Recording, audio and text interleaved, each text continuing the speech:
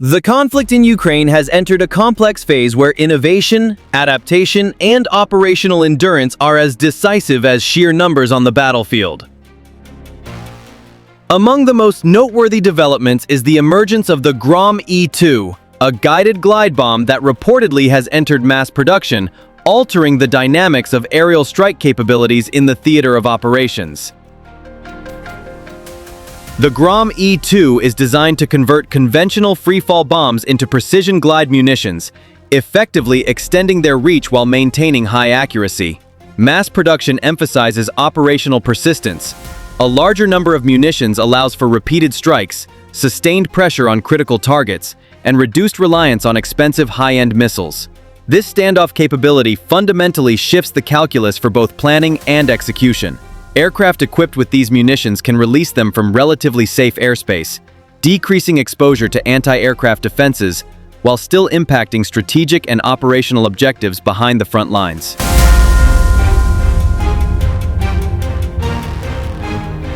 From a production perspective, the Grom E-2 represents a significant industrial achievement. Scaling up glide bomb production requires reliable guidance electronics, folding wing mechanisms, and robust materials that can withstand high-speed deployment and environmental stress during flight. The logistics of mass production are complex. High-quality inertial navigation systems, satellite-aided guidance, and electronic components must be sourced efficiently to maintain output rates. Successful scaling indicates resilient supply chains and adaptability in industrial processes even under conditions of international sanctions and economic restrictions. Operationally, the expanded target envelope is a critical factor. Logistics hubs, energy infrastructure, command nodes, and transport routes now face a credible risk from airborne precision strikes. The Grom E-2 effectively forces planners to reevaluate defense postures across a wider geographic area. Aircraft selection for deployment is integral to operational flexibility. Likely carriers include Su-34 strike aircraft for focused tactical missions, Su-30 and Su-35 multi-role fighters for flexible deployment, and legacy Su-24 aircraft adapted to modern strike configurations. Longer-range bombers such as the Tu-22M3 may also deploy these munitions in specific strategic missions. The release process is straightforward but tactically significant. Munitions are mounted on pylons, the aircraft reaches the designated release point, and the weapon is released. Folding wings deploy immediately, allowing the glide bomb to extend its range toward the target. Certain variants incorporate a short rocket or jet assist to further increase standoff distance.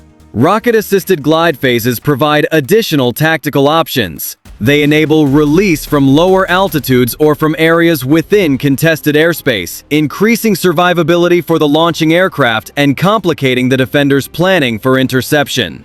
Comparisons with ground-launched tactical ballistic systems such as the Iskander reveal important distinctions.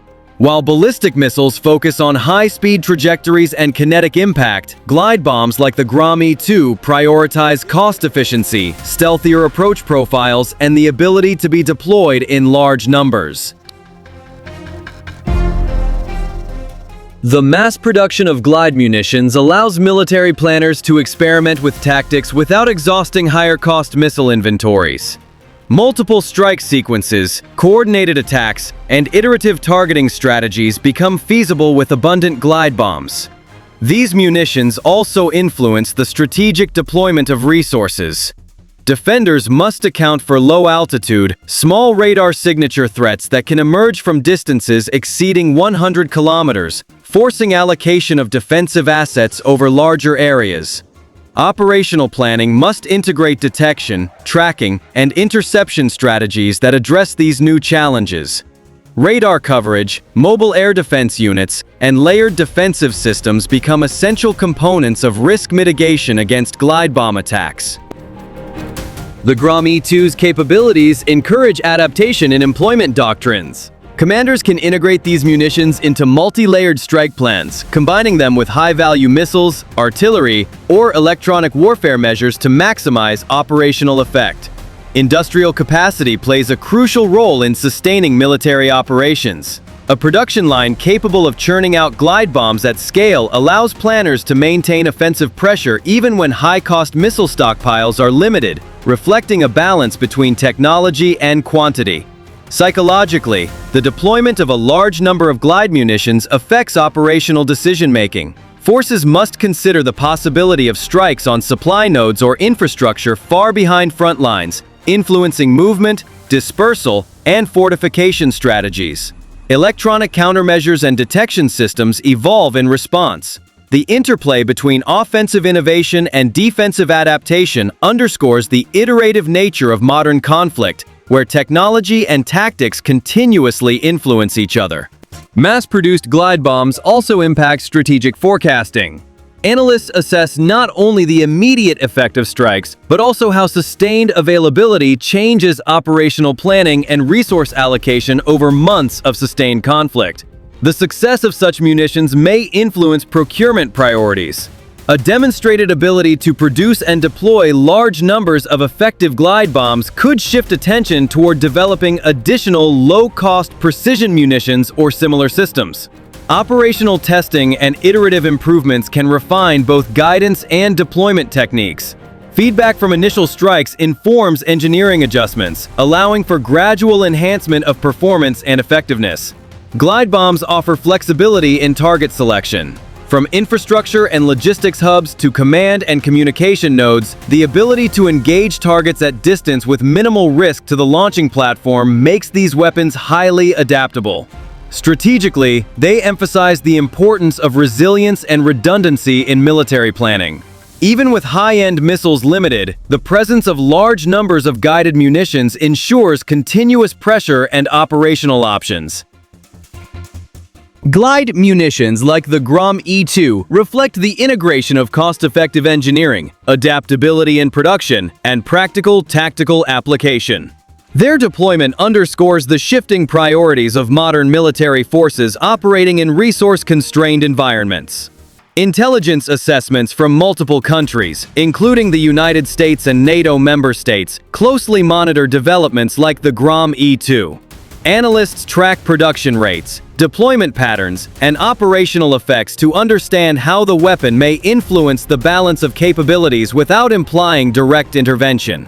The emergence of glide bombs prompts consideration of how air defense and early warning systems must adapt. NATO, US, and regional partners evaluate detection capabilities, missile inventories, and deployment strategies to account for new long-range, air-launched precision threats, maintaining readiness across multiple scenarios. The immediate theater of operations also adjusts operational planning in response to these munitions.